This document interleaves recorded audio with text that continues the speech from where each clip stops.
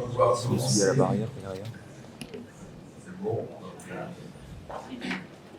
Alors, donc Bert Cournon, il me revient le plaisir et l'honneur de vous accueillir. Donc, bonjour à tous, que vous soyez directeur de l'établissement, directeur de CCAS, et bien évidemment, bonjour à tous les élus, notamment ceux qui sont sur la scène, Madame la députée, chère Christine, Jocelyne, qui est là, et puis un petit peu, Gérard, ça je le connais, et puis Monsieur Fournier, c'est ça. Voilà.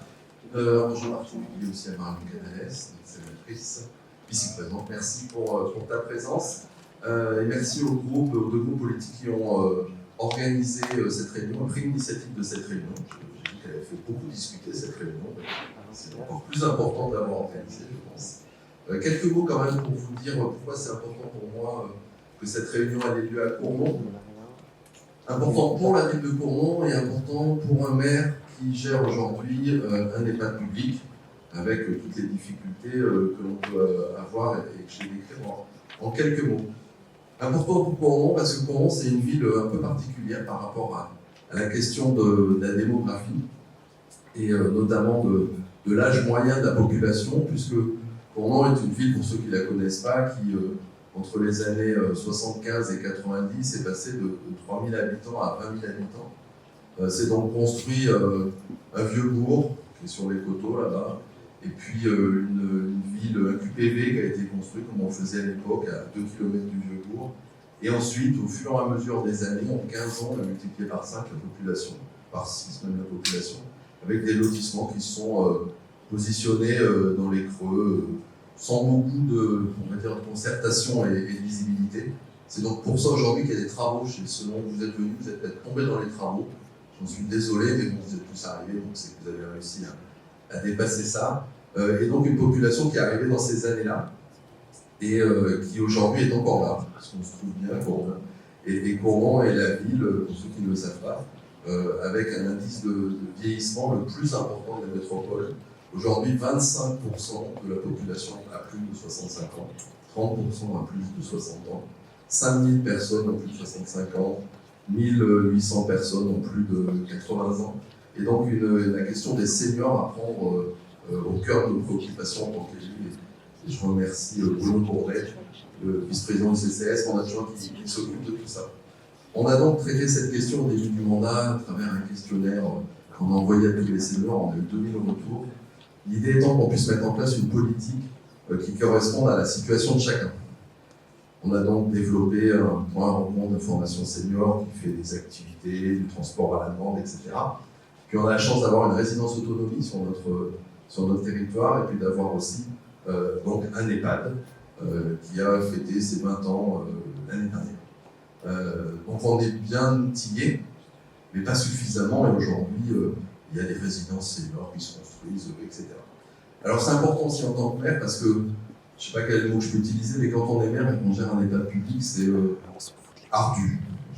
Bon, ardu pour au moins 3 raisons. La première raison, d'abord c'est la pression des familles. En fait, on s'en fout de l'écran par contre. Depuis les derniers scandales. C'est aussi la gestion de personnel qui n'est pas un personnel classique. Je pense que là, c'était juste trop. Dans nos collectivités, Parce que l'écran va faire des incrustations. 365, avec des métiers qu'on n'a pas l'habitude de connaître. Mon directeur du CCS qui est là pour venir sa vie, il a directrice de l'EHPAD, gère ça, mais c'est une complexité. Et puis la troisième élément qui rend ardue la gestion, c'est la question financière.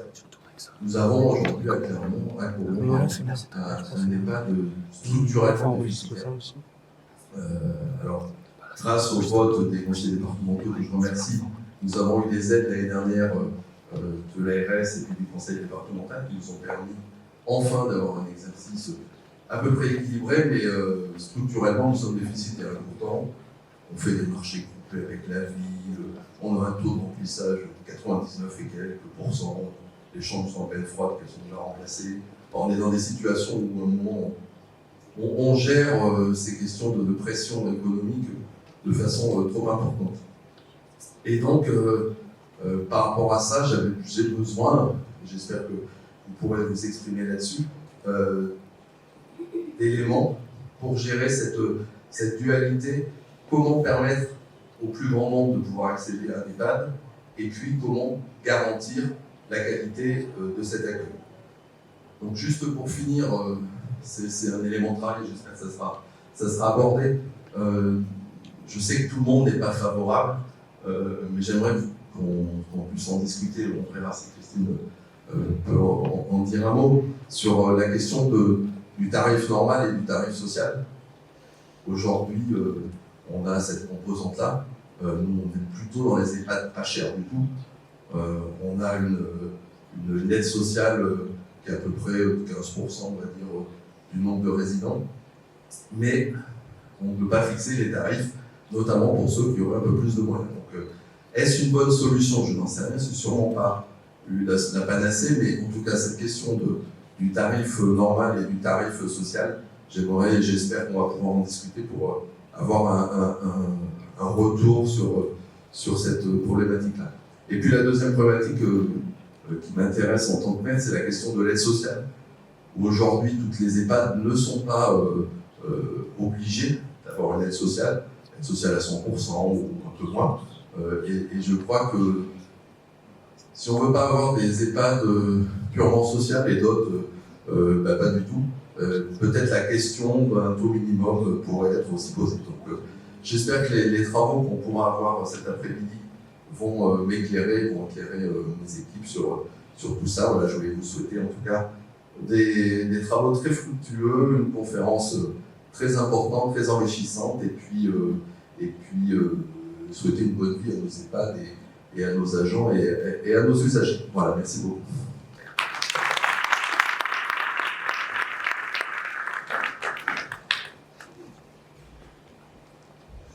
Merci, bonjour à toutes et bonjour à tous. Merci d'être aussi présents et aussi nombreux, ça nous touche. Merci à François Rage, maire de Cournon, de nous accueillir pour cette rencontre. Merci à Christine Pires-Beaune, députée de la 2e circonscription, qui va nous présenter le rapport qu'elle a rendu en juillet 2023 sur le reste à charge en EHPAD. Merci également à Bruno Fonlu, délégué régional de l'ADEPA, Association des directeurs d'établissements pour personnes âgées, et directeur de l'EHPAD Saint-Joseph à Vesoul.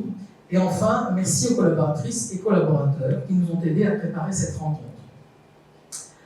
Nous aurions aimé qu'elle se fasse avec vous, en salle d'assemblée départementale, tant le sujet des EHPAD nous concerne tous. Nos deux groupes l'ont demandé à plusieurs reprises au président du département, Lionel Chauvin, tout comme Christine Pires-Beaune, qui a sollicité le président pour venir présenter son rapport aux élus départementaux. Alors, j'ai perdu ma femme.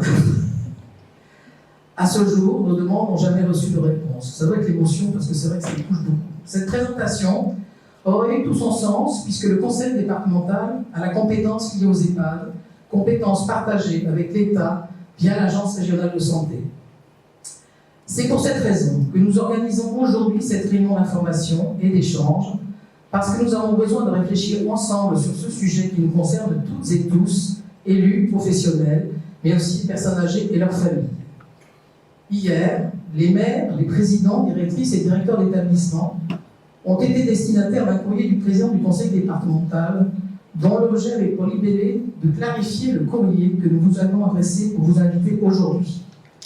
Voilà pourquoi, dans notre préambule, avons-nous aussi clarifié le contexte dans lequel nous nous sommes trouvés, pour que vous puissiez comprendre pourquoi nous sommes là aujourd'hui, toutes et tous, guidés par l'intérêt général et uniquement par cela. Cette mise au point faite, nous allons pouvoir revenir au sujet qui nous occupe, à savoir l'accompagnement des personnes âgées en perte d'autonomie. Comme vous le savez, nous sommes confrontés à un enjeu démographique sans précédent et notre pays n'est pas prêt à faire face au vieillissement de sa population.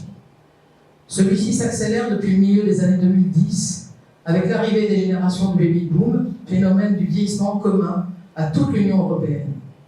Les projections démographiques indiquent que ce phénomène va se poursuivre. D'ici 2050, la France comptera 2,2 millions de personnes en perte d'autonomie contre 1,3 million aujourd'hui. Il est donc plus qu'urgent qu'une loi grand âge soit mise en débat et qu'elle soit à la hauteur des enjeux afin de garantir un financement renforcé et pérenne pour un accompagnement de qualité adapté aux besoins des personnes âgées. Les collectivités locales auront à jouer un rôle déterminant du fait de leur proximité et de leur connaissance du territoire, mais aussi dans l'accompagnement au changement. Nous évoquerons plus précisément aujourd'hui la question du reste à charge en EHPAD, qui, déjà, pose problème pour de nombreuses personnes âgées qui n'ont pas un niveau de retraite suffisant pour prendre en charge le coût de leur hébergement. Une réflexion autour de la question du vieillissement suppose d'appréhender la situation des seniors sous ses multiples aspects, enjeux économiques, sociaux, modes de vie. Les évolutions en cours supposent une anticipation des besoins. Nous devons réfléchir à la notion de parcours et à la palette des offres que nous pouvons proposer entre le domicile et l'enfant en EHPAD. Des modèles intermédiaires existent pour faciliter le quotidien des personnes âgées. L'enjeu sera d'assurer un continuum entre le chez-soi et, si besoin, la maison de retraite médicalisée. Entre les deux, et nous avons des exemples dans le département, une variété de solutions d'habitat inclusif existe déjà et va continuer à se développer. Toutes les études d'opinion confirment le désir des Français de vivre à domicile. Les services devront répondre à des attentes nouvelles et avoir la capacité de s'adapter. Pour que tout cela fonctionne, tout dépendra de la qualité et de la motivation des professionnels du domicile et des établissements d'accueil. Pour cela, l'enjeu majeur de ces métiers se joue en termes de formation, de rémunération, de reconnaissance et d'attractivité. Toute politique en faveur du soutien à la transition démographique pose la question essentielle de la valorisation de ces métiers, très souvent occupés par des femmes. Dans l'attente de la loi grand âge et du travail des parlementaires autour de cette question, et nous avons la chance d'en avoir 3 aujourd'hui, puisque nous avons 2 députés et une sénatrice, nous sommes confrontés en tant qu'élus départementaux aux difficultés des EHPAD et des services d'aide à domicile. Nous connaissons la crise du modèle économique des EHPAD, avec un taux d'occupation dont la Caisse nationale solidarité et d'autonomie nous dit que depuis le Covid, sur le plan national, ce taux n'est jamais revenu au niveau de 2019. Ceci implique un manque à gagner certain pour les établissements. Nous savons également qu'il y a des sorties contraintes, car des personnes âgées et leurs familles n'ont plus les moyens de faire face aux montants demandés. Durant ces dernières années, les difficultés se sont accrues avec le Covid, le coût de l'énergie qui a explosé, celui des denrées alimentaires également, l'inflation, l'appel à l'intérim, etc. Tout cela a grévé les budgets des EHPAD. Près des 2/3 des établissements enregistrent des déficits. Face à la grande fragilité de ces établissements, nous avions le devoir de réagir et d'entendre ce que nous disaient les personnels, les directions, les présidences des EHPAD et des services d'aide à domicile. Voilà pourquoi, au sein de l'Assemblée départementale, plusieurs groupes politiques ont su se rassembler et à plusieurs reprises proposer des amendements afin d'apporter un soutien financier supplémentaire à ces structures, d'une part pour limiter leurs déficits et d'autre part les soutenir dans leur restructuration. C'est ainsi que dans son courrier d'hier, le président Chauvin peut évoquer l'engagement du Conseil départemental à hauteur de 12 millions d'euros pour accompagner les rénovations et reconstructions des EHPAD adossés aux hôpitaux. Mais il oublie que la délibération initiale proposée par sa majorité proposait 9 millions d'euros et que c'est bien la réunion de plusieurs élus des 4 autres groupes de l'Assemblée qui a permis de faire passer un amendement à hauteur de 3 millions d'euros supplémentaires pour arriver à la somme totale de 12 millions. Là, je parle de l'investissement, mais il y a aussi régulièrement des CNR, des contrats, donc des CNR, ça fait, crédit de reconductible, je sais, pour les services d'aide à domicile, mais aussi pour les EHPAD sur plusieurs années et qui ont aidé les EHPAD par rapport à leurs déficits. Malgré tout, nous savons faire preuve d'intelligence collective quand il le faut. C'est ainsi que le schéma autonomie a été voté à l'unanimité et que nous avons voté les taux directeurs proposés par la majorité. Vous l'aurez compris, nous ne pouvons plus nous satisfaire de mesures palliatives et nous devons nous mobiliser pour qu'une loi grand âge répondant aux défis du vieillissement de la population aboutisse enfin. Je laisse la parole à Bruno Fourlu. Je vous remercie.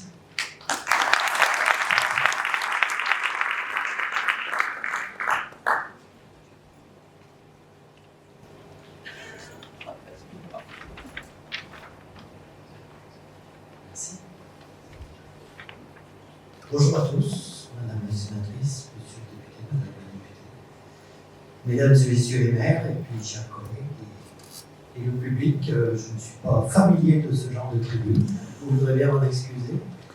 Je suis directeur d'EHPAD, je suis représentant de l'association et je reste à ma place, je ne fais pas de politique.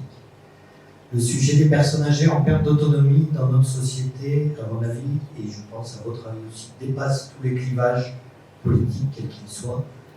Et donc le président, dans son courrier d'hier, nous a parlé d'investissement. Moi, je vais vous parler du fonctionnement, et je considère que ce sont les deux faces d'une même pièce. Quel avenir pour nos EHPAD? En France, il y a 7500 établissements qui représentent à peu près plus de 620 000 places. Dans la région Auvergne-Rhône-Alpes, il y a 930 établissements pour 75 000 places. Et on décline jusqu'au département du Puy-de-Dôme, où on trouve 97 établissements qui représentent 7 515 places, c'est-à-dire environ 10% du total régional.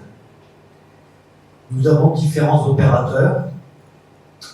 Nous avons la première colonne qui sont les EHPAD privés à but lucratif, qu'on appelle aussi les EHPAD commerciaux. Vous voyez un tout petit trait, il y en a 14 dans le Puy-de-Dôme, il y en a 157 dans la région Aura, il y en a 1805 au niveau national. Ensuite, vous avez les EHPAD privés à but non lucratif, donc pour la majorité sont gérés par des associations, mais également par des fondations, par des caisses de retraite, des fonds directs, par des fondations, par des grosses associations ou des toutes petites. Et donc là, dans le Puy-de-Dôme, on en a 21. Au niveau de la région Auvergne-Rhône-Alpes, on en a 315. Et au niveau national, il y en a 2362. Donc au niveau national, le privé commercial représente 24%. Le privé non lucratif représente 32%. Et alors j'ai vraiment cherché beaucoup et longtemps, mais je n'ai pas trouvé de statistiques détaillées des EHPAD publics, dans les EHPAD publics non hospitaliers, ceux qui relèvent de la fonction publique territoriale. Donc je suis désolé pour tous ceux qui sont ici représentants des mairies et des CCAS, parce que je n'ai pas trouvé la statistique. J'ai failli taper Vincent, mais j'ai cherché sur le site de l'UNCAS, j'ai vraiment cherché pour pouvoir vous le présenter, je ne l'ai pas trouvé. Donc, les hospitaliers, les EHPAD publics hospitaliers, on les connaît. Il y en a 7 dans le Puy-de-Dôme, c'est ceux qui sont rattachés aux hôpitaux du territoire. Au niveau de la région Aura, il y en a 154, et au niveau de la France, il y en a presque 1200, 1196. Et les EHPAD publics non hospitaliers, donc il y a à la fois dans ce segment ceux qui sont donc gérés par les CCAS et donc qu'on appelle la fonction publique territoriale. Et il y a aussi la fonction publique hospitalière, qui ne sont pas rattachés à un hôpital, mais qui sont bien quand même la fonction publique hospitalière. On a plusieurs collègues dans la salle qui sont ici et qui les représentent. Donc si on cumule les deux sortes d'établissements publics, on arrive à, au national, 44% et 49% au niveau de la région. Et dans le Puy-de-Dôme, par contre, on a une forte majorité d'établissements publics, puisque dans le département, ils représentent 65%. Alors ensuite, les défis à venir, donc Jocelyne vient de l'évoquer un petit peu. Elle m'a piqué plein d'idées, en fait, vous allez voir. Mais bon, c'est bien, c'est en répétant les choses qu'elles finissent par rentrer. Donc on va faire face à un tsunami démographique des personnes âgées en perte d'autonomie. Je parle des personnes en perte d'autonomie. Je cite mes sources, donc elles viennent de l'IGAS de mars 2024. Et vous verrez aussi, je me suis pas mal appuyé sur un rapport de la Commission des affaires sociales du Sénat qui a été présenté en septembre 2024. Et vous verrez dans les diapos suivantes, il y a aussi quelques chiffres qui viennent de...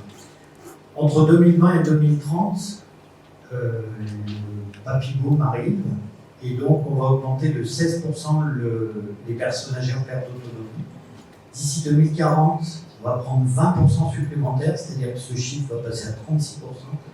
Et d'ici 2050, on va encore ajouter 10% supplémentaires. Donc vous voyez que c'est des chiffres qui font froid dans le dos, parce qu'on a vraiment ce qu'on appelle le tsunami démographique, ou le mur démographique qui arrive devant nous. Comme ça a déjà été dit autant par Jocelyne que par M. le maire tout à l'heure. Les EHPAD sont confrontés à des difficultés économiques d'une ampleur inédite. Cette phrase, elle est entre guillemets parce qu'elle vient justement du rapport sénatorial dont je vous parlais à l'instant. la part totale des EHPAD déficitaires est passée de 27% en 2020 à 66% en 2023. Et selon la FHF, donc, qui est la Fédération hospitalière de France, donc, qui gère tous les, enfin, qui regroupe tous les établissements publics, la FHF affirme qu'il y a 84,4% des établissements de la fonction publique hospitalière, donc les deux barres de notre diagramme précédent, qui sont déficitaires en 2023. Dans la région Auvergne-Rhône-Alpes, on a pu avoir des chiffres qui ont été fournis par l'ARS sur la consolidation des ERRD, donc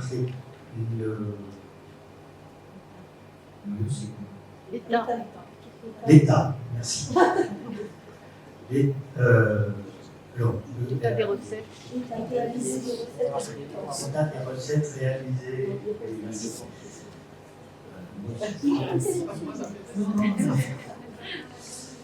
Donc, sur 93% des établissements qui ont rendu leur ERRD, c'est-à-dire 865 établissements dans la région sur les 930 qu'elle contient, on constate un déficit moyen de 160 710 €. Je m'explique bien, je reste un peu plus longtemps là-dessus, sur ces chiffres. Il y a des établissements qui sont excédentaires. Mais au total, tout confondu de ces 865 établissements, quand on fait le total de ça, on arrive sur un déficit moyen de 160 710 €. Et dans le département du 63, sur les mêmes chiffres donc fournis par l'ARS, donc sur 94% des établissements qui ont rempli qui ont transmis leur ERRD, donc l'État a réalisé les recettes et les dépenses, c'est-à-dire 91 établissements sur 97, le déficit moyen s'établit à 239 563.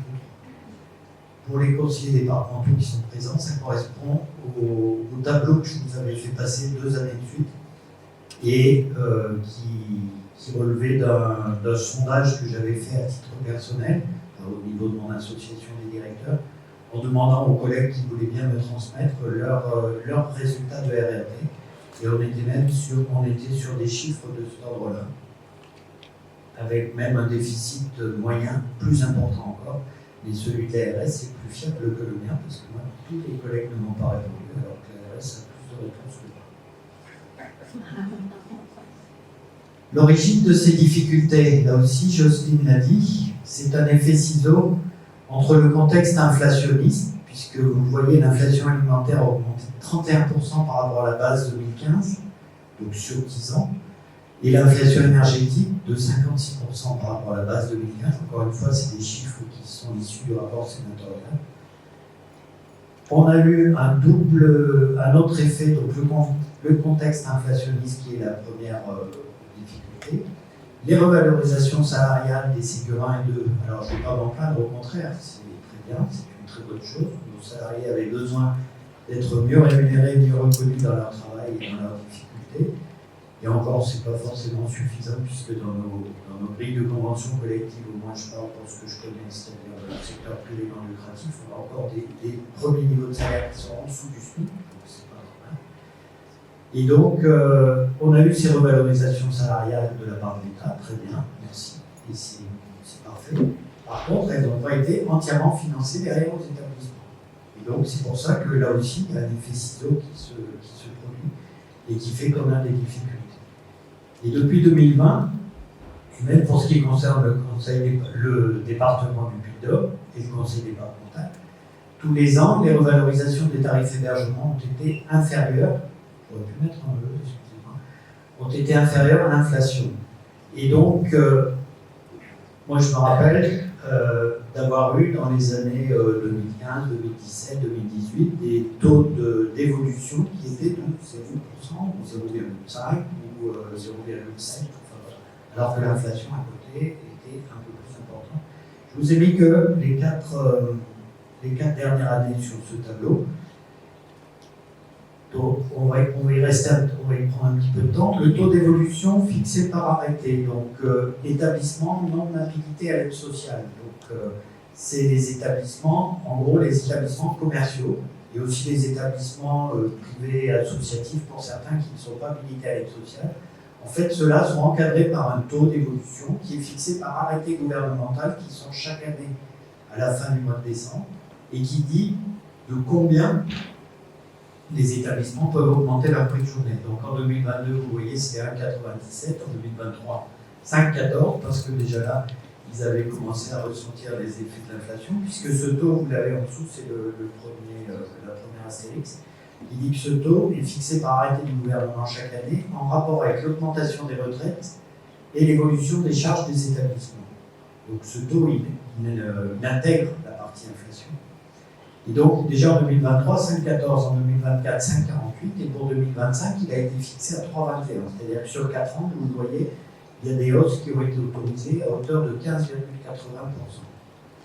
Et je vous ai mis à droite le taux directeur qui a été voté par le Conseil départemental. Donc en 2022, 0,8. En 2023, alors que l'inflation commençait à faire sentir ses effets, notamment sur les difficultés énergétiques, on a eu 3%.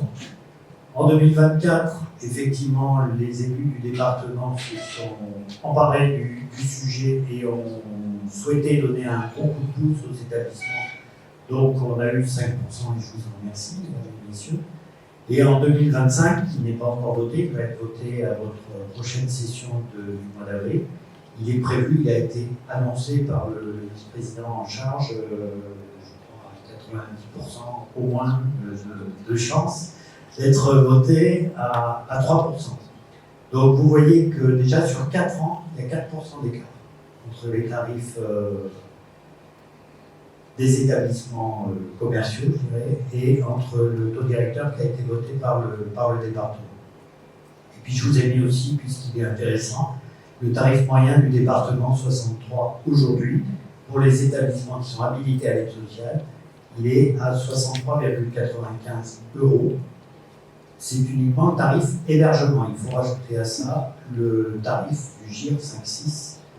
Et je ne rentre pas dans les détails qui sont un peu techniques et peut-être Mme Peresbonne y reviendra dans ses explications. Alors un modèle à réinventer, évidemment, puisque là on est carrément au bout de ce qu'on peut faire et de ce qu'on arrive à faire. On est tous en déficit, ça a été dit, plus ou moins important. Alors effectivement, cette année on a eu des aides. On a eu des crédits non reconductibles de la part du département. On a eu aussi des crédits non reconductibles pour certains de la part de l'ARS. Et donc merci, évidemment, on remercie parce que ça nous a bien aidé. Mais malgré tout, on arrive quand même à avoir des établissements qui sont en déficit. Et donc on a un système en 3 sections. Je ne vais pas trop rentrer dans les détails, mais au niveau de la tarification, vous payez une partie hébergement qui est à la charge du résident ou du département si le résident est bénéficiaire de l'aide sociale. On a une section de dépendance qui est prise en charge en grande partie par l'APA, puisque la grosse majorité des résidents sont bénéficiaires de l'APA. Là aussi, je ne rentre pas trop dans les détails parce que c'est très technique et compliqué. Et puis on a une 3e partie qui est la section soins. Et là, donc, c'est l'argent qui nous est versé par l'ARS. Et donc, vous le voyez sur ma diapo, dans 23 départements, à partir du mois de juillet, puisque ça devait commencer au mois de janvier, mais comme les textes budgétaires n'étaient pas sortis, l'expérimentation a été repoussée à partir du 1er juillet. Donc, il y a 23 départements qui vont faire une expérimentation de la fusion des sections soins et dépendance. Donc, de 3 sections, hébergement, dépendance, soins, dans ces départements-là, ils vont passer à 2 sections, uniquement une section hébergement et une section soins dépendants, je ne sais pas comment elle va s'appeler encore, mais qui va être financée dans tous les cas par l'ARS. Et donc cette expérimentation doit durer 1 an et demi. Et au-delà de cette durée, il est d'ores et déjà indiqué qu'elle devrait être généralisée. C'est ce qui est indiqué dans les textes et dans les commentaires. On ne sait pas ce qu'il en est. Le département du public, on ne sait pas ce qu'il en est en réalité, comment ça se passera, mais c'est en tout cas ce qui est indiqué pour l'instant. Le département du but d'établissement va pouvoir calculer le tarif qu'il veut mettre en place. Et par contre, ça ne va concerner que les nouveaux résidents qui rentrent. Il faut savoir qu'on prend j'emploie bien ce terme, mais on a un taux de rotation dans nos établissements qui fait qu'en 4 ans, toute la population est renouvelée. Donc ça veut dire que ça peut présenter quand même des intérêts financiers sur le tarif hébergement pour l'établissement. Donc ça permet de rééquilibrer le budget hébergement. Ça permet, donc si on rééquilibre le budget hébergement, ça veut dire qu'on n'est pas obligé d'aller faire des économies sur la qualité de vie des résidents ou sur les personnels qu'on embauche. Donc du coup, ça permet d'éviter de diminuer la qualité de vie des résidents et de dégrader les conditions de travail du personnel. Et ça permet, j'aime beaucoup cette idée, elle n'est pas de moi cette diapo, c'est le président de la débat qui m'a envoyé ça, mais je trouve que c'est complètement vrai. Ça représente une bouée de sauvetage à laquelle il convient de s'arrimer en attendant les secours, mais ce n'est absolument pas une solution de navigation. Et ça, je trouve que c'est très clair parce que, effectivement, c'est vraiment la moins mauvaise des solutions, mais en tout cas, c'est pas ce qu'on appelle de nos voeux depuis des années, comme l'a rappelé Jocelyne, la fameuse loi Montage. Les inconvénients de cette affaire-là, c'est de faire financer la solidarité à l'échelle d'un département, de financer la solidarité à l'échelle d'un département pour éviter au pouvoir public d'activer la solidarité par le biais des contribuables et des assurés sociaux. Effectivement, on va aller chercher l'argent. Au lieu que le département nous donne un meilleur prix de journée ou nous permette d'avoir plus, et bien du coup, on va aller chercher dans la poche des petits vieux et des petits vieilles pour leur dire, à partir de maintenant, vous allez payer plus cher. Et ceux qui vont rentrer dans l'établissement ne vont pas avoir le même prix que ceux qui sont rentrés la semaine d'avant ou ceux qui sont rentrés il y a 2 ans. Et puis il y a un risque. Il y a un risque de fournir un moyen aux conseils départementaux de geler les prix de journée aide sociale et du coup de dire au directeur d'établissement, puisque vous avez la possibilité de faire un tarif différencié, faites-le. Vous pouvez aller jusqu'à plus 35%, donc allez-y. Faites-vous plaisir si besoin. Et par contre, le tarif aide sociale, on le laisse, on vous met 0, ou 0,5 ou 1, enfin on vous met peu en augmentation du taux directeur pour cette année. Donc, je l'espère pas. J'espère pas que notre département va agir dans cette direction-là. Mais en tout cas, c'est un risque qui a été déjà identifié et pour lequel on sera quand même attentif et vigilant. Donc ça, c'était sur le tarif différencié. Ça, c'est les principales recommandations du rapport sénatorial. Donc, vous invitez à en prendre connaissance là ou sur Internet. On ne va peut-être pas toutes les lire, mais il y en a quelques-unes. Alors, elles n'y sont pas toutes. Hein, vous voyez déjà, il n'y a pas la numéro 1. Là, j'ai pris vraiment dans le condensé du rapport sénatorial. Déterminer une valeur nationale de convergence du point GIR, ça peut être une bonne idée. Instaurer un plancher de revalorisation du tarif hébergement opposable à l'aide sociale et indexé sur l'inflation.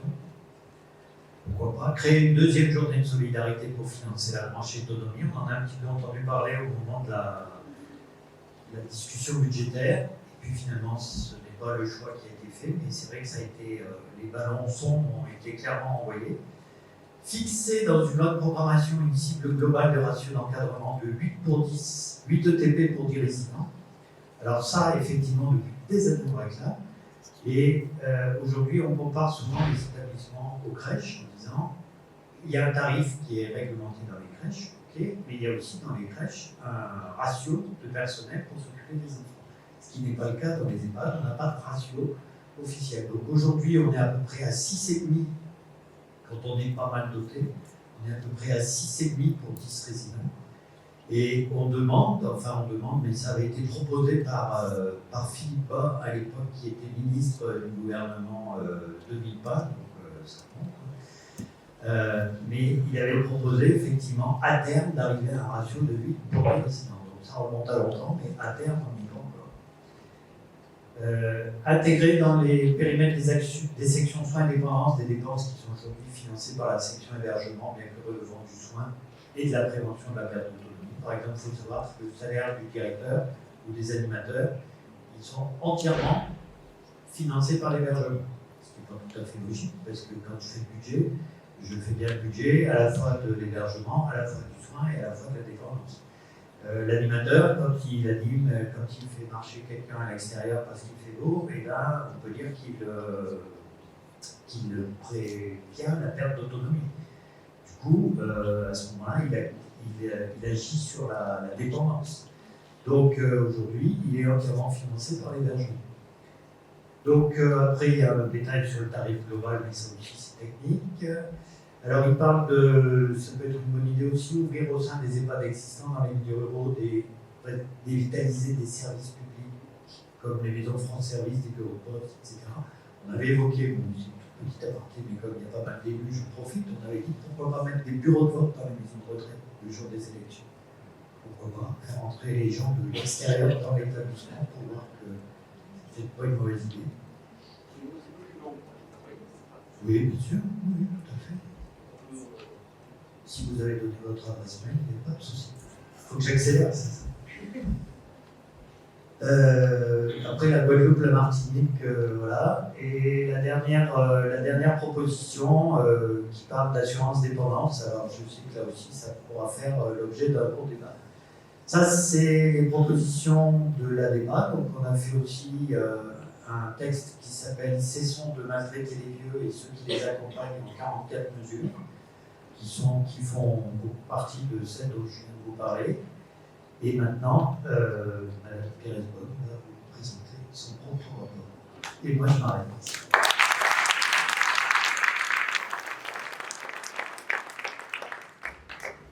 Bonjour à toutes et à tous.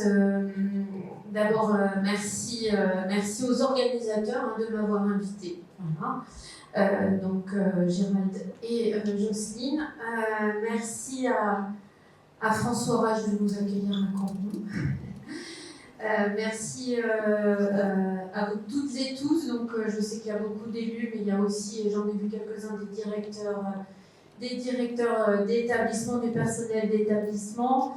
Remercier M. Fonlup pour le lieu où nous formons aujourd'hui. Et remercier aussi les équipes de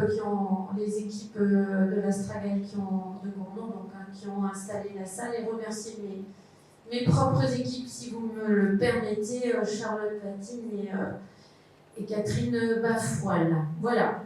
Alors, peut-être avant que je vous présente ce diaporama, n'hésitez pas à me faire signe si je suis trop longue. Vous dire que ce que je vais vous présenter là, c'est ce que j'ai exactement présenté à la Première ministre le 23 juillet, je crois, 2023. Donc c'est un peu daté déjà, mais j'essaierai de l'actualiser au fur et à mesure.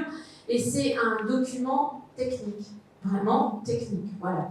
Tout ça pour vous dire que je ne suis pas venue pour vous faire aujourd'hui une réunion politique, mais bien technique sur des travaux qui ont été plus que techniques d'ailleurs, et dans lesquels j'ai dû me plonger puisque ce n'était pas mon domaine. Alors comment on en est arrivé à confier une mission gouvernementale à quelqu'un, un membre de la commission des finances sur un sujet qui concerne la commission des affaires sociales et qui en plus est membre de l'opposition, ce qui n'était jamais arrivé me semble-t-il, tout simplement parce que je les enquiquine depuis 4 ans maintenant, sur un point qui dépend du budget de la loi de finances et non pas du budget de la sécurité sociale. C'est comme ça, c'est les crédits d'impôt. Les crédits d'impôt, ils relèvent de la loi de finances et pas de la sécu. Et depuis 4 ans, mais 5 ans même maintenant, je dépose un amendement qui vise à transformer la réduction d'impôt pour les résidents en EHPAD, c'est-à-dire que les résidents en EHPAD qui payent de l'impôt ont droit à une aide fiscale. Et j'essaie de transformer cette réduction d'impôt en crédit d'impôt, c'est-à-dire que tout le monde ait droit à cette aide fiscale, ce qui me semble assez logique et légitime, puisque quand vous êtes à domicile, que vous faites appel à l'aide, à des services à domicile, vous avez droit à un crédit d'impôt, c'est-à-dire que vous payez de l'impôt ou pas, vous avez droit à une aide fiscale de l'État, alors même que votre reste à charge à domicile est bien inférieur à celui qu'il est en EHPAD. Alors vous imaginez, vous êtes chez vous, vous avez des services du département, vous avez l'aide, vous en sortez, parce que d'abord vous avez un toit, généralement, ou même si vous n'êtes pas propriétaire, vous avez un loyer, vous avez de l'APL, enfin, vous vous en sortez, et vous avez en plus cette aide fiscale qui vient vous aider à vous en sortir.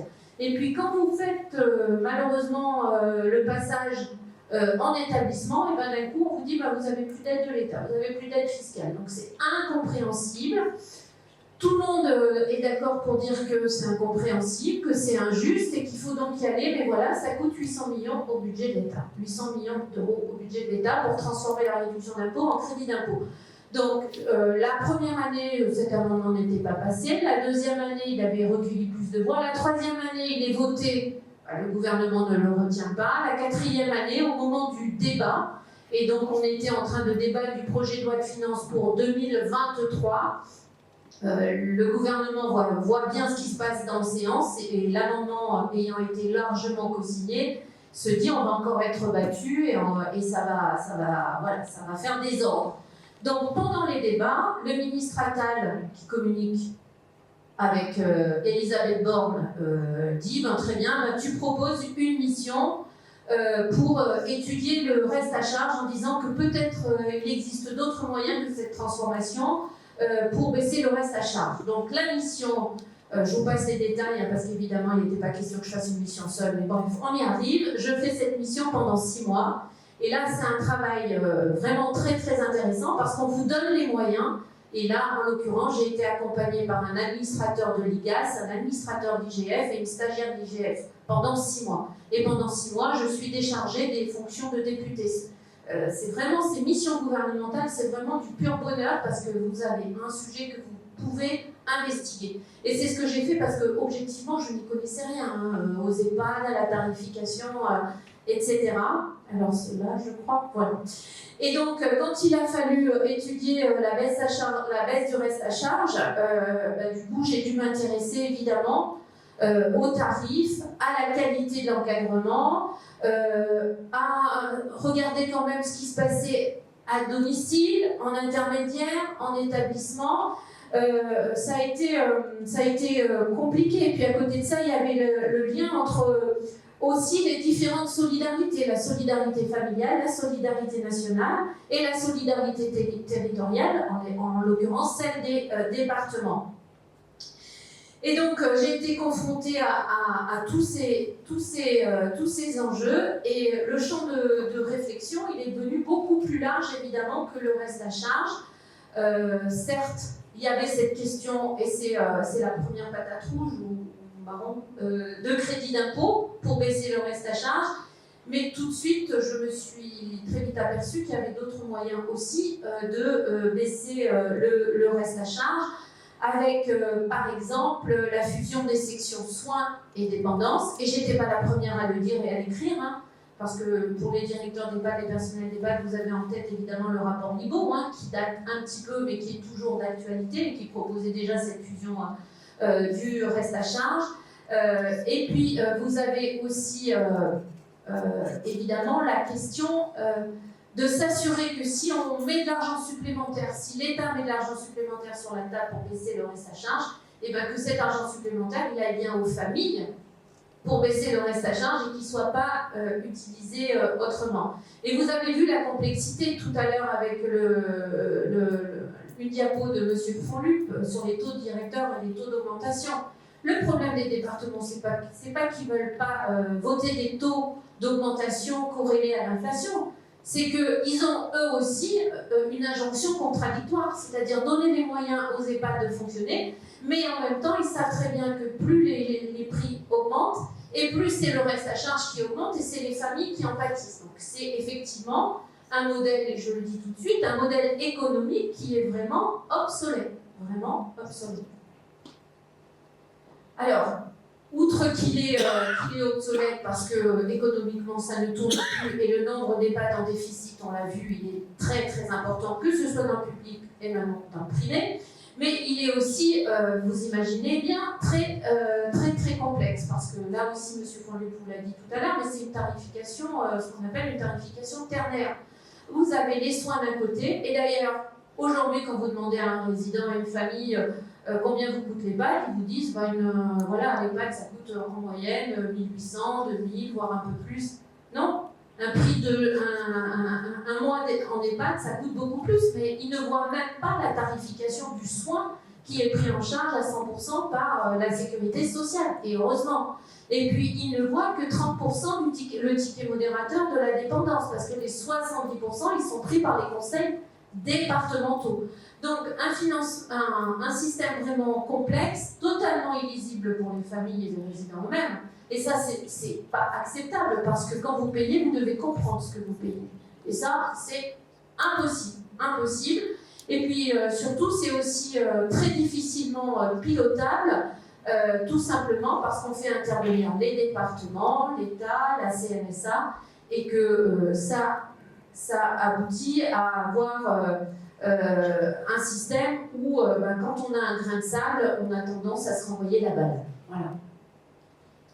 Alors, sur les soutiens aux personnes âgées dépendantes, cette diapo, elle est pas c'est pas un titre provocateur, c'est vraiment la réalité. Comment on demande le plus compliqué au plus fragile à un moment clé quand même de la vie, à un moment où on se trouve en fragilité.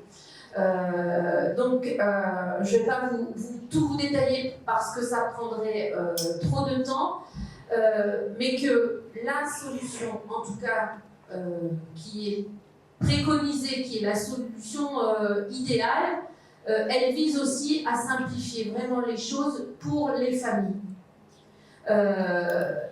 Ce qui suppose peut-être des propositions intermédiaires, et on va le voir, il y en a quelques-unes qui ont été prises pour arriver au système idéal qui demandera peut-être un peu plus de temps, et donc une remise à plat de tout le système de soutien et d'accompagnement. C'est-à-dire qu'il faut une remise à plat du modèle de tarification, du modèle économique des EHPAD, mais aussi du modèle de soutien apporté aux familles. Alors, je vais essayer de suivre en même temps que l'écran parce que je ne veux pas me tourner. Voilà. Alors, ce qu'on a pu constater, pourquoi je mets 101 territoires, 101 configurations, 101 politiques, 101 soutiens, c'est 101, vous l'aurez compris, c'est le nombre de départements. Alors, c'est pas tout à fait ça, mais quand même, vous avez des différences qui sont telles que c'est absolument pas et plus justifiable aujourd'hui. La dépense d'ASH, l'ASH c'est l'aide sociale à l'hébergement, c'est-à-dire c'est ce que donnent les départements aux familles qui font appel à l'aide sociale à l'hébergement. C'est à peu près 20% des familles qui font appel à l'aide sociale à l'hébergement. Aide sociale à l'hébergement qui est récupérable sur succession. C'est important, c'est peut-être aussi pour ça qu'on a aussi peu de personnes qui y font appel. Mais le rapport entre les départements sur la dépense, je dis bien la dépense d'ASH, il varie de 1 à 4. La part des bénéficiaires de l'APA qui sont en établissement, elle varie de 1 à 10. La dépense d'APA en établissement, elle varie de 1 à 3. Le nombre de places d'hébergement disponibles dans un département pour 1000 habitants varie de 1 à 5, etc. etc. Donc vous comprenez bien qu'aujourd'hui, il n'y a pas de justification à de tels écarts. Alors, sur les constats généraux, on peut, sans crainte de se tromper, dire que le mode de régulation, il reste quand même à construire, que le pilotage, il doit être clarifié, et j'y reviendrai, qu'il faut développer une vision stratégique globale de l'offre et construire un modèle économique qui soit compréhensible, et j'y tiens, compréhensible par tous, et quand je dis par tous, c'est évidemment par les gestionnaires, c'est évidemment par les financeurs, mais c'est aussi pour les familles et les résidents. Et toutes ces failles, elles posent, toutes ces failles que je viens de développer, elles posent quand même une question en matière de solidarité et d'accessibilité. Et là, je vous ai mis un graphique qui est deux graphiques qui sont très très parlants. Je vais commencer par celui du bas. D'ailleurs, j'aurais dû mettre d'abord celui du bas, je trouve. Celui du bas, c'est tous les soutiens publics qui sont apportés pour les familles, classés par l'échelle en bas, c'est les revenus. Donc, c'est des euros, hein. Moins de 910 euros, de 910 à 1082, de 1082 à 1217, etc. Vous voyez, alors vous ne voyez peut-être pas, mais je vais vous le dire, en jaune, c'est l'APA. L'APA est universelle. Elle est versée à tout le monde, pas forcément au même montant, mais elle est versée à tout le monde. Et bien vous voyez que l'APA, elle n'est pas si discriminante que ça, parce que le pavé de l'APA, selon les revenus, c'est pas évident, hein, c'est pas évident. Vous avez ensuite l'aide au logement, qui est grise. Alors l'aide au logement, c'est l'APL, hein, comme vous avez pour les locataires. Alors c'est normal, elle n'est versée qu'aux trois premiers déciles, puisqu'elle est versée aux gens qui ont vraiment le moins de revenus. Vous avez ensuite l'ASH. L'ASH, c'est le petit pavé marron, donc le plus gros en fait sur les moins de 910 €. Et là, c'est aussi normal. Vous avez une ASH qui est pas demandée évidemment dans les revenus le plus haut. Et vous avez enfin, en bleu, la réduction d'impôt. Et la réduction d'impôt, elle est évidemment, puisque c'est par un crédit d'impôt, elle est touchée uniquement par les gens qui payent de l'impôt. C'est pour ça que ça commence dans le 1500, 1711 €. Et à la fin, vous avez l'ensemble de tout ça. Donc vous avez une espèce de courbe en U, ce qu'on appelle la courbe en U, qui montre toute l'inégalité de ce système public de soutien, où on met beaucoup d'argent. Hein. Je ne suis pas en train de vous dire qu'il y a beaucoup d'argent. Hein, si on cumule, on y viendra après, mais toutes ces aides, ça fait beaucoup d'argent. Et en haut, vous avez le taux d'effort qui est demandé. Ce que ça représente pour les familles, le coût de l'hébergement. Si vous avez un pourcentage supérieur à 1, voilà, par exemple 156, 170, 156, 140, ce sont les taux d'effort les plus importants. C'est-à-dire qu'on demande les taux d'effort les plus importants aux familles qui ont le moins d'argent. Et si vous regardez, par exemple, on va prendre les deux derniers, vous ne regardez pas l'ensemble, hein, évidemment. Le dernier bâton, c'est toujours l'ensemble de tout ça. Mais si vous regardez les 92% et les 65%, on est inférieur à 1. Ça veut dire quoi? Eh bien, ça veut dire que, y compris, on verse une aide fiscale, donc un crédit d'impôt qui coûte de l'argent à l'État, à des gens qui ont des revenus mensuels suffisants pour payer leur EHPAD. C'est ça que ça veut dire. Si? La réduction d'impôt, pardon. Réduction d'impôt. Vous suivez celle-là. Réduction d'impôt à des gens qui ont des revenus mensuels pour payer l'EHPAD. Et parfois j'y reviendrai de manière importante. Alors, c'est vraiment pas volontaire, mais c'est vraiment le diaporama que j'ai présenté à la ministre. Et je vous le dis, c'est des chiffres, Madame G, Madame A, Madame S, c'est des dossiers de Cournot. Voilà. Parce que, à l'époque, j'avais échangé avec le directeur, qui n'est pas l'actuel directeur, en l'occurrence, parce que le nom ne me disait rien. Tu me l'as présenté tout à l'heure, mais j'avais échangé et c'est de là aussi que je me suis dit que les tarifs différenciés, on y reviendra, mais ça avait peut-être du sens. C'est que ces dossiers-là, ils existent, c'est pas des dossiers fantômes, c'est-à-dire que dans le même EHPAD territorial, vous aviez une dame qui avait des revenus mensuels de 93, je ne me suis pas trompée, hein, voilà, de 1332 et de 3596, et comme c'est un EHPAD entièrement habilité à l'aide sociale, les tarifs sont identiques. Et vous voyez que ça pose quand même, problème, me semble-t-il. Alors, je vais essayer de passer un peu plus vite. Alors, sur quel levier on pouvait jouer face au constat que je viens de vous dresser très rapidement. Mais pareil, hein, le diaporama, pour ceux qui le veulent, il pourra être transmis, mais je crois qu'il est, je sais pas, oui, le rapport est toujours, je crois, sur le site du ministère, parce que c'est un rapport remis à la Première ministre, mais le diaporama, je ne suis pas sûre qu'il soit sur le site, mais je pourrais vous le donner.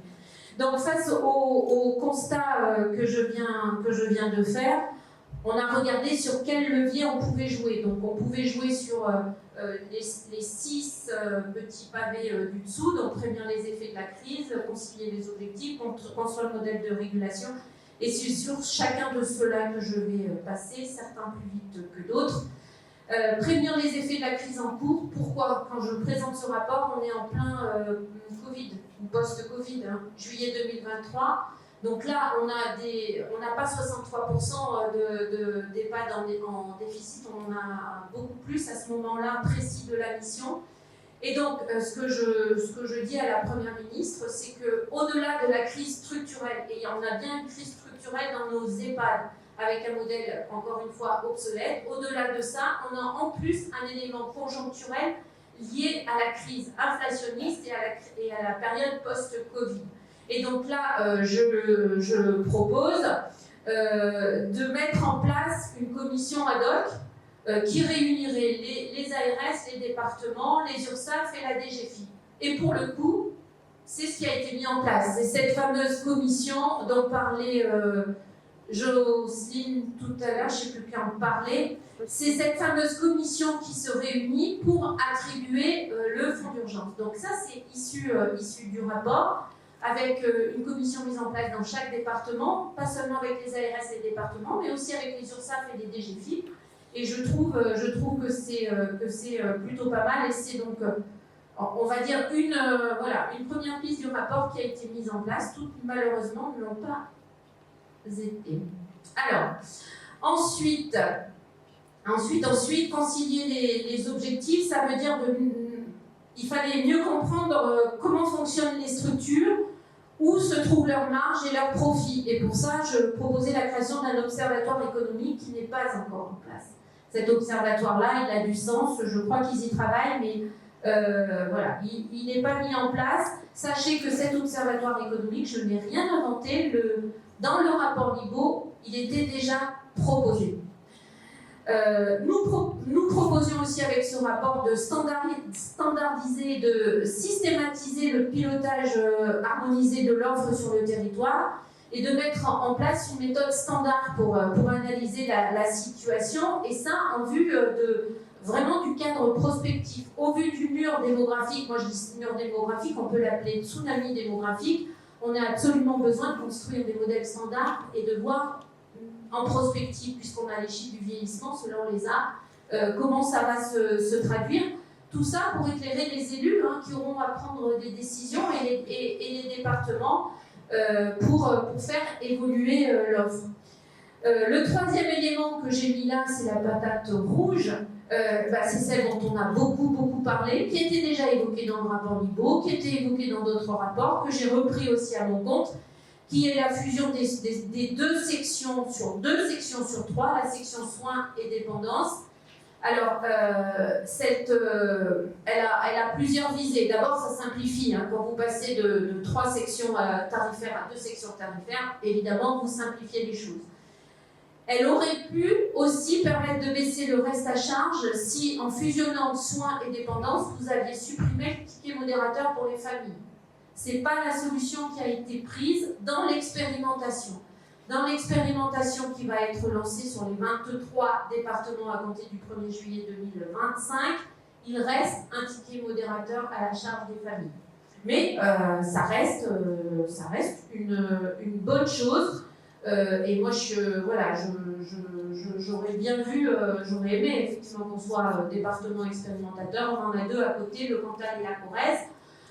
Normalement, au départ, l'expérimentation devait être pour 4 ans. Elle a été ramenée à 2 ans et maintenant, elle est ramenée à 1 an et demi, tout simplement parce qu'au lieu de commencer au 1er janvier 2025, elle commence au 1er juillet 2025. Donc, l'idée, c'est de mener l'expérimentation en 2025-2026 et de générer tout de suite. Quand je vous disais tout à l'heure, je n'ai pas livré une seule solution clé en main. J'en ai proposé plusieurs. Parfois, certaines sont cumulables, parfois elles sont exclusives l'une de l'autre. Ça dépend de ce qu'on peut faire et surtout de l'argent qu'on est prêt à y consacrer. Parce que tout ça n'est qu'une question finalement d'argent. Je pense qu'il n'y a plus lieu de faire des rapports, franchement, tous les rapports sont sur la table. Vraiment, on a tout ce qu'il faut pour trancher. Il faut juste effectivement un peu de courage politique pour trouver les financements, pour financer le tsunami démographique qui est devant nous.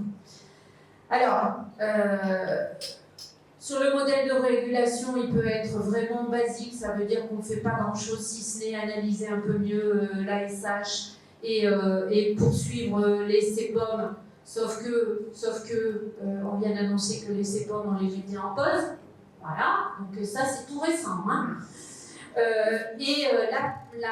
La régulation cible, ce serait d'aller vers une convergence tarifaire sur un panier de socle commun. Ça veut dire quoi? Ça veut dire que ces différences de prix, y compris j'inclus le privé, hein, ces différences de tarifs, elles ne sont pas acceptables, me semble-t-il, pour un panier de socle qui est attendu. Et ça, ce n'est pas une usine à gaz, parce que les APL, vous les avez. Hein, aujourd'hui, les APL, vous avez la France, elle est divisée en 4 zones, et vous avez des montants d'APL en fonction de ces 4 zones.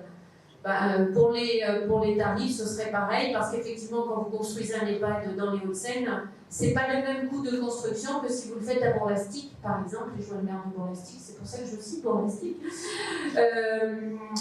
Voilà, donc ça, c'est vraiment, ça demande un peu de temps et un peu d'argent. Et puis, dans la proposition cible, ils font un fonds de soutien à l'immobilier avec des financements ad hoc. Là, quand je mets prélèvement sur le secteur, j'y reviendrai, enfin, je peux même en parler maintenant, mais il ne serait pas anormal et illégitime de demander au secteur privé, qui fait des bénéfices, mais c'est le propre du secteur privé, hein, voilà, de participer au financement, parce que quand ils font des bénéfices, c'est parce qu'ils bénéficient d'une autorisation publique de place. Donc on pourrait aussi les mettre à contribution. Sur le reste à charge, là aussi, de la même façon qu'on va du basique à la position cible, la position basique est peut-être la plus facile à mettre en place, c'est évidemment ce crédit d'impôt. On sait combien il coûte, c'est très facile. Vous le votez en fin d'année dans le prochain budget, il est applicable dès l'année prochaine, c'est très très facile, ça coûte un petit peu d'argent. La proposition cible, c'est vraiment, on fout tout par terre, et on est sur un autre système qui réunit tous les financements dont je vous ai parlé tout à l'heure, la SH, l'APL, la réduction d'impôts, l'APA, tout ça, ça n'existe plus et on a une aide unique que j'ai appelée OSAE, allocation universelle et solidaire d'autonomie en établissement. Elle pourrait ensuite se décliner d'ailleurs à domicile. Mais bon, moi, j'ai travaillé sur l'établissement. Pourquoi universelle? C'est-à-dire que moi, je pense qu'il faut des aides universelles. Si on demande des contributions universelles en fonction des revenus et du patrimoine, je l'espère demain, il faut aussi donner des aides universelles dégressives. C'est-à-dire que vous ne donnez pas la même aide à celui qui touche un SMIC et celui qui touche 1 000 € par mois. Mais n'empêche, vous donnez une aide à tout le monde. Donc, OSAE, c'est une aide universelle pour chaque résident. Ça veut dire qu'on met fin à ce système de financement qui est lié en fait aux catégories de gens que vous recevez. Ça, c'est fini. Vous avez une dotation qui fait fonctionner nos EHPAD et de l'autre côté, vous avez un modèle de financement et un modèle de soutien aux familles. Donc, c'est cette fameuse OSAE. On réunit l'APA, la SH, la L, tout en un. Ça demande peut-être un peu plus de temps que 6 mois, c'est vrai, mais c'est absolument faisable. Là, pour vous donner une idée un petit peu de l'argent qui est déjà mis sur la table, l'APA en établissement, c'est 1,5 milliard. La SH net des récupérations, puisque je vous ai dit que c'était récupérable, c'est 1,2 milliard. La section dépendance, c'est 800 millions. L'aide au logement en réduction d'impôt, c'est 900 millions. Le surcoût du crédit d'impôt qu'il faudrait mettre, si on transformait la réduction d'impôt en crédit d'impôt, c'est donc 900 millions. Et au total, donc, on arriverait, pour financer cette aide, cette allocation unique, universelle, à 5 milliards 3. Voilà. Si vous enlevez les 900 millions qui sont les seuls, la dernière ligne étant la seule qui n'existe pas aujourd'hui, cela dit, il faudrait rajouter les 280 millions de réduction d'impôt. Vous voyez qu'on est pas loin des 5 milliards aujourd'hui mis sur la table pour un système qui dysfonctionne totalement. Donc, on doit faire mieux, ne serait-ce qu'avec ce qu'on a aujourd'hui. Alors, sur les pistes de financement, ce que vous trouvez à gauche, c'est pas moi, c'est ce qui a été formulé dans les précédents rapports, et notamment dans le rapport Vacher. Rapport Vacher, c'est donc un administrateur des finances publiques à qui on a demandé de chercher des pistes de financement en fonction de ce qu'avait dit l'IBO. Donc, il y a des choses avec lesquelles je peux être d'accord, il y en a avec lesquelles je ne suis absolument pas d'accord, et puis vous aurez votre propre opinion. Par exemple, la première, la réduction de l'abattement de 10% pour le calcul de l'impôt sur le revenu des retraités. Tiens, c'est une piste dont on a parlé il n'y a pas si longtemps que ça, elle rapporterait 1,3 milliard. Moi, je pense qu'avant d'en arriver là, il y a peut-être d'autres pistes de financement à explorer. L'assurance obligatoire privée, je me suis amusée, il y a un petit rejeté là, c'est que moi je pense que c'est absolument pas la solution, tout simplement parce que ce gouvernement, alors l'ancien gouvernement Macron a fait une chose très bien, c'est la 5e branche, autonomie. À l'époque, d'ailleurs, on ne critiquait pas la création de cette 5e branche. Nous, on ne l'a jamais critiqué. On a juste dit qu'il créait une coquille vide et qu'il fallait donc prévoir déjà d'alimenter cette coquille. Alors aujourd'hui, elle est un peu moins vide, mais elle n'est quand même pas à un niveau suffisant pour prendre en compte le vieillissement. Pour prendre en compte le vieillissement dans les années qui viennent, compte tenu des chiffres qui ont été annoncés tout à l'heure dans les diapositives, il faut entre 11 et 13 milliards d'euros pour bien prendre en charge le vieillissement de la population en perte d'autonomie, que ce soit à domicile, en logement intermédiaire ou en EHPAD. Voilà. Par an, oui. Oui, vous avez raison. Par an. Alors, comment trouver ces financements, vous verrez. Moi, je pense qu'on ne peut pas mettre à bas la solidarité familiale aujourd'hui qui existe, mais je pense qu'on devrait la faire autrement. Je vous ai dit tout à l'heure, je vous ai parlé de l'allocation unique aux AE, allocation universelle d'aide à l'autonomie qui serait versée à tout le monde en fonction des revenus et du patrimoine. C'est très bien. Je pense qu'il faut couper le lien donc entre les modèles de tarification parce que ça ne tourne pas. Par contre, je pense qu'il y a quand même une solidarité familiale à garder quand vous avez un parent qui va en EHPAD. Et cette solidarité familiale, elle est à garder, mais on parle d'une solidarité familiale qui s'exercerait à l'échelle nationale. Ça veut dire quoi ? Ça veut dire qu'à partir du moment où vous avez un parent qui rentre en EHPAD, vous contribuez au financement de la caisse. Alors, je ne sais pas qui va gérer aux AE, est-ce que c'est la CAF, l'URSSAF, etc., peu importe, mais vous contribueriez un peu au financement en fonction de vos revenus et de votre patrimoine. Ça veut dire que j'ai un parent qui rentre en EHPAD, je suis payée au SMIC, et bien je ne contribue pas parce que j'ai déjà pas les moyens de survivre, de vivre autrement que de survivre. Voilà, c'est ça que ça veut dire. Et je pense qu'il faut quand même garder cette solidarité familiale. Alors, évidemment, ça va pas rapporter beaucoup parce que c'est pas ce qui rapportera le plus dans le financement, évidemment. Mais c'est important. Je pense qu'on a intérêt aussi à simplifier aujourd'hui parce qu'aujourd'hui, vous avez la CASA, la CSA et la CSG affectée à la 5e branche. Vous avez tout ça. Donc, je pense qu'on peut fusionner tout ça et faire simplement à périmètre constant de ce qui est prélevé une part de CSG unique, ça serait beaucoup plus simple. Et dans les pistes de financement tout à l'heure évoquées, vous avez évoqué, Monsieur Fonlu, une journée de solidarité supplémentaire. Moi, j'y suis totalement opposée parce que cette journée de solidarité, elle n'est pas payée par tout le monde. Les médecins ne la payent pas, les avocats ne la payent pas, les indépendants ne la payent pas. Ils profitent de nos EHPAD de la même façon. Donc moi, je préfère une CSG qui a une assiette large qui touche tout le monde, plutôt qu'un deuxième jour de solidarité. Encore une fois, je pense qu'on a des moyens de financer, c'est juste des choix politiques qu'il faut faire. Ensuite, bon là, je ne vais pas en parler parce qu'on va passer vite, mais ça c'est important. Une aide complémentaire sur l'immobilier. Vous savez que nos EHPAD ne sont pas tous, en termes immobiliers, de dernière génération. Voilà, je vais dire ça comme ça. Et les EHPAD hospitaliers les EHPAD territoriaux, en moyenne, je ne parle pas du département. Encore une fois, je vous parle d'un dossier technique à l'échelle nationale, de ce que j'ai pu constater. Les EHPAD territoriaux sont quand même mieux entretenus, entre guillemets, que les EHPAD hospitaliers, mais enfin, ça se comprend. C'est toujours, le médico-social, c'est toujours la troisième roue du carrosse, en fait. Donc, bon, bah, voilà, quand on a à gérer un hôpital, on gère d'abord les urgences, après on gère les autres services, et après on passe à l'EHPAD, et on ne peut pas leur en vouloir.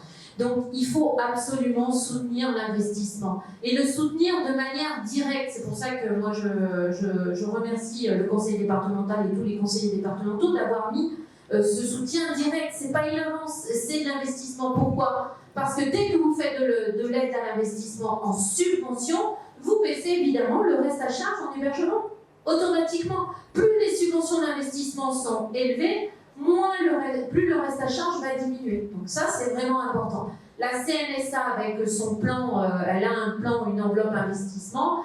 Il faut, à mon avis, augmenter aussi les moyens de la CNSA pour, encore une fois, baisser un maximum le prix de journée. Une approche transpartisane est possible et souhaitable, oui, mais encore une fois, sur ces sujets, à l'Assemblée nationale, je ne parlerai pas pour le Sénat, mais j'ai peu de doute, à l'Assemblée nationale, on est plutôt, franchement, assez soudés. Je vous dis, hein, le crédit d'impôt, il est voté quasiment à l'unanimité la dernière année, hein, où il est voté. Hein. Des données financières, bon, elles vous ont été données, donc je vais arrêter là et vous dire encore une fois que si on a la volonté, on trouvera le chemin pour prendre en charge dignement nos personnes âgées en perte d'autonomie. Merci.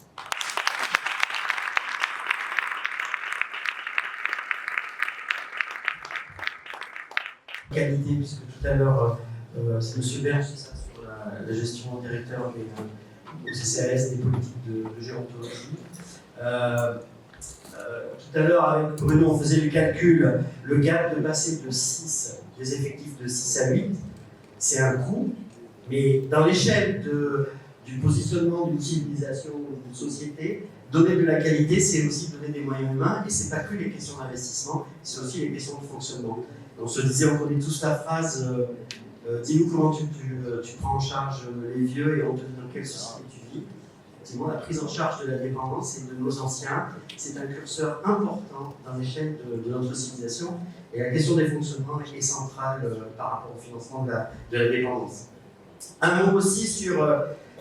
Je n'avais pas les chiffres complètement que Bruno Forluc nous donnait tout à l'heure, mais en gros, on a 75% de la gestion des établissements qui sont publics ou semi-publics, en gros, gérés soit par le public, l'hospitalier, ou le privé non lucratif. Ça veut dire qu'aujourd'hui, il n'y a pas de débat, c'est bien la question, c'est bien le service public qui contribue de manière majeure, et dans le Puy-de-Dôme c'est même plus que ça, c'est 85%, à la prise en charge de la dépendance. Donc, si aujourd'hui on a une question sur la place à la fois de l'intervention publique dans notre société, il faut dire que c'est aujourd'hui le service public qui prend en charge la très grande majorité de nos anciens dans le cadre de la solidarité nationale.